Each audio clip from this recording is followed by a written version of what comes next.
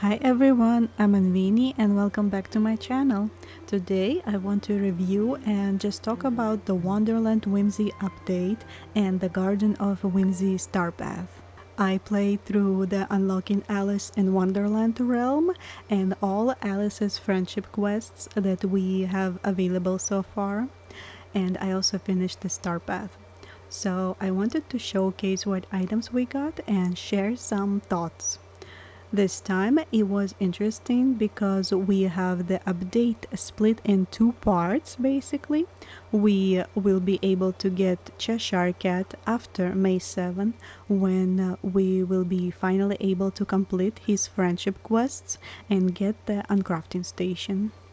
There is also going to be a limited time event with the Cheshire Cat as well, where we will get even more items. So that way we will always have something to do every week, but I guess it could be overwhelming for some players. We definitely are not getting bored with the lack of content this time around. First, I want to talk about the Star Path. I've been able to finish it throughout the week without putting too much effort in it. I like that they made a lot of duties easier and faster to complete. It definitely feels much less grindy than the previous one. There are some more difficult tasks later on that are meant for unlocking bonus rewards that will take a few days to complete. I was playing around with the new items from the star path and made this build on the metal floating island just to see how everything looks together. I want to mention that I got the seasonal mega moonstone pack that came with this player's outfit and the greenhouse castle that I used in this build.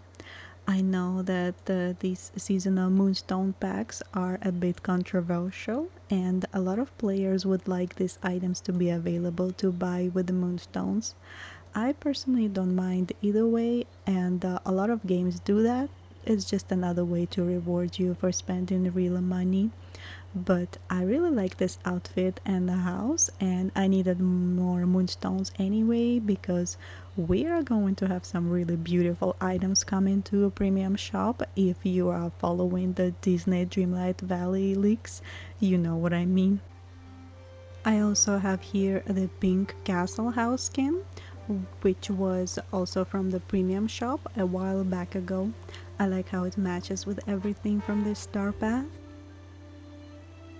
So we have this new butterfly companion who is supposed to reference the caterpillar from Alice in Wonderland movie, and the pose is the same as the sunbirds, which is a bit of downside. I wish it had a new interesting pose. Then we have these rose bushes in the shape of a heart, the one with the white and another one with the red roses. I like how this star path is a combination of some direct references from the Alice movie and some unique items that are either Alice or fairies themed, like this tea time fountain and a tea time bird feeder. Next, we also have some fairy core items like this whimsical wheelbarrow and the blooming banner, which both of these comes in two color schemes, light brown and pink and dark brown and purple. I don't think it looks that much different, to be honest. This has been the continuous problem with the bonus rewards. The duties to complete them are so much more complicated, so I feel like they should look that much different to incentivize us to grind for them. Up next, we have the Blooming Gazebo, again available in two different color palettes. And we have the matching garden chairs that could be arranged around this fairy garden table with this cute fairy garden tea set on top. And to be able to sit on this chair, they are always need to be rotated this direction, so you can't mirror them actually. So this was the pink version, and the purple version is right here at the entrance. It doesn't match the table as good as the other one. Next is one of my favorite additions to the star path are these musical flowers, and they are just like from the movies. I love that they all are different sizes and have different animations that get triggered every time you approach them. So they don't make noises at all time, only when you are nearby. I like how this little singing pansy flower is giggling all the time. All of this would be great for a magical forest build or even a fairy glade build.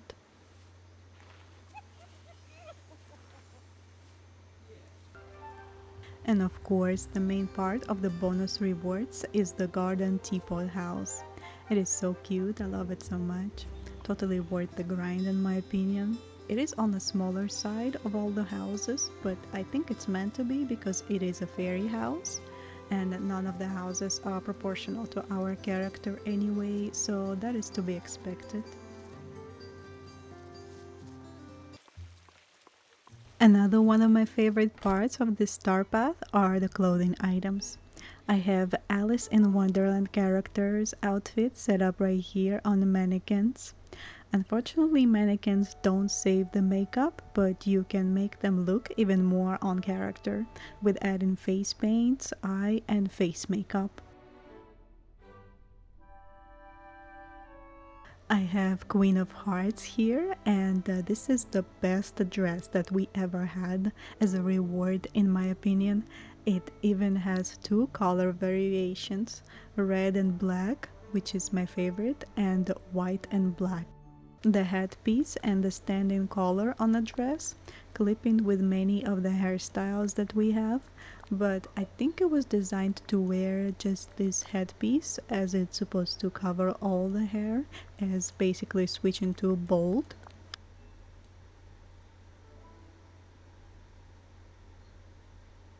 And we also have this matching Court of Hearts parasols in the same color palettes as dresses. I love that Queen of Hearts outfit is not a direct replica from the animated or live action movies. It makes it more unique for this game. I was playing through Alice's quest dressed up as a Queen of Hearts and it was so fun. I paired it with the Winifred Sanders hair and it made her look more like Helen Bonham Carter, Queen of Hearts, from Tim Burton's Alice in Wonderland, which is my favorite version of Queen of Hearts. On the right, we have the Mad Hatter outfit, and this is the one from animated 1951 movie, but I would absolutely love if we ever get the Johnny Depp's Mad Hatter outfit from the Tim Burton's movie for us to wear in the game.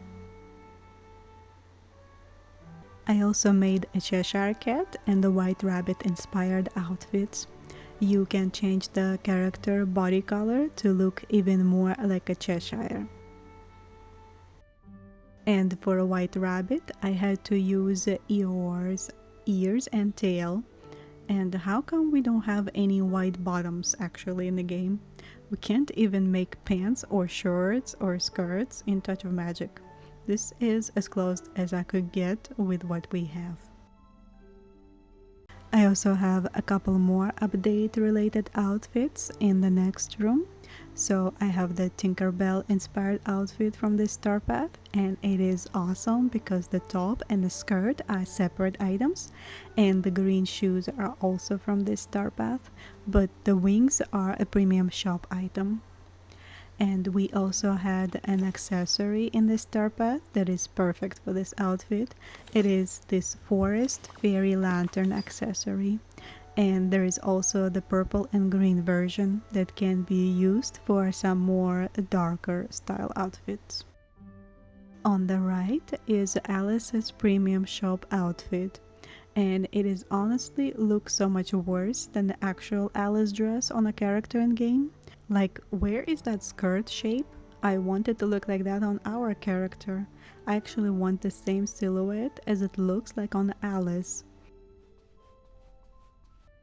On the left, we have the Alice's Final Friendship reward, and this dress is like a mix of Alice and Queen's dress.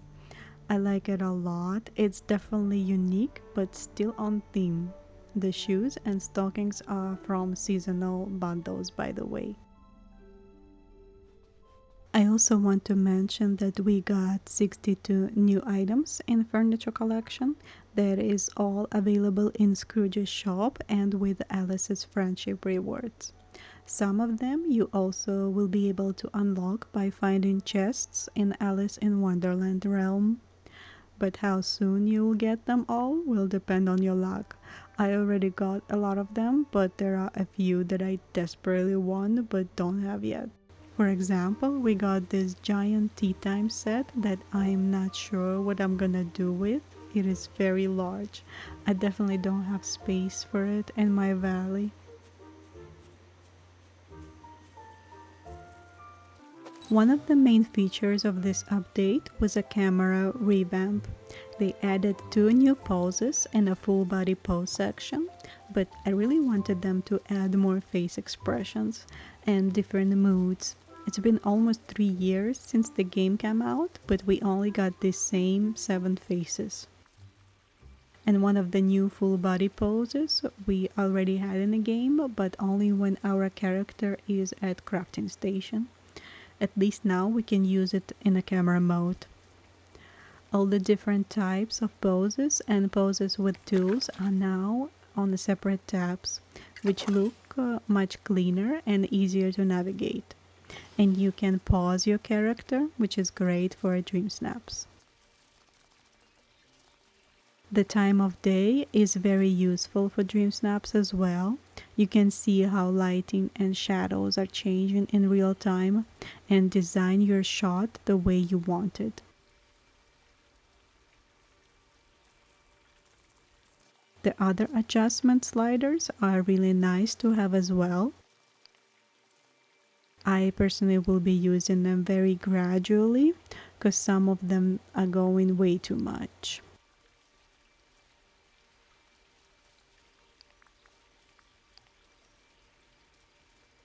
The weather tab is my absolute favorite. The fact that we can now turn on the fog and there is this super dark nighttime filter. Now we can actually make moody dream snaps. And I really want that option in the game now.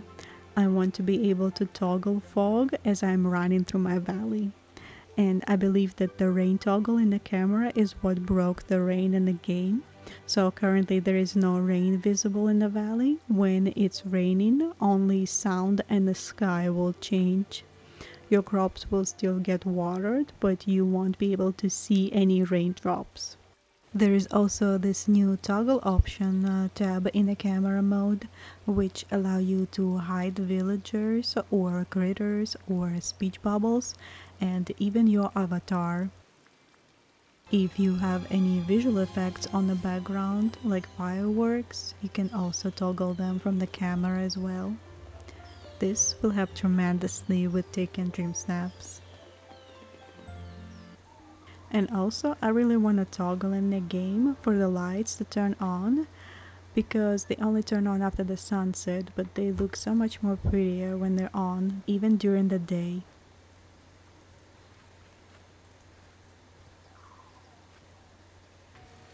In the patch notes, it was mentioned that Jasmine's hair was fixed, so it is safe to say that it is not fixed, and actually now all the long hair physics in the game is broken.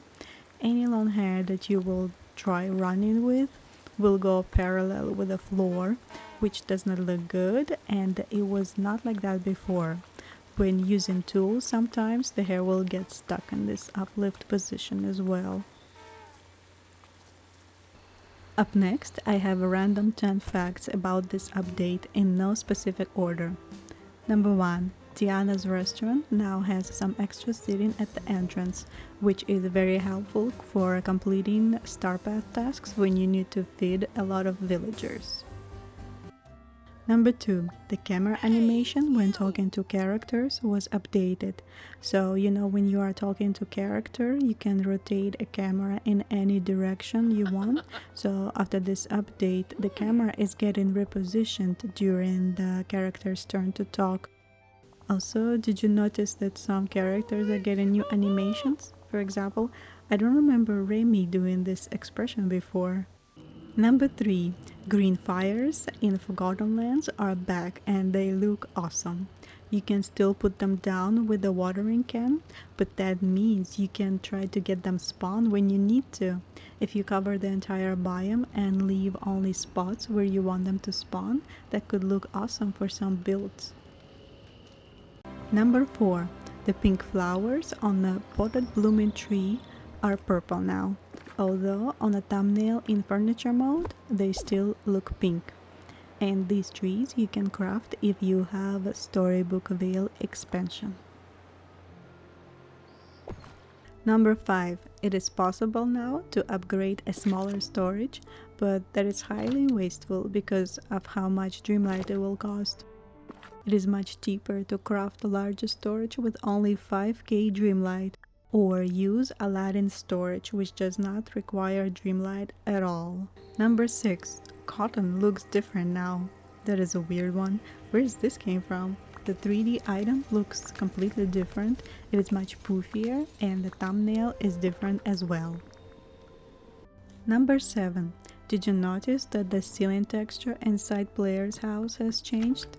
There was also a completely different texture on the smaller room ceiling before.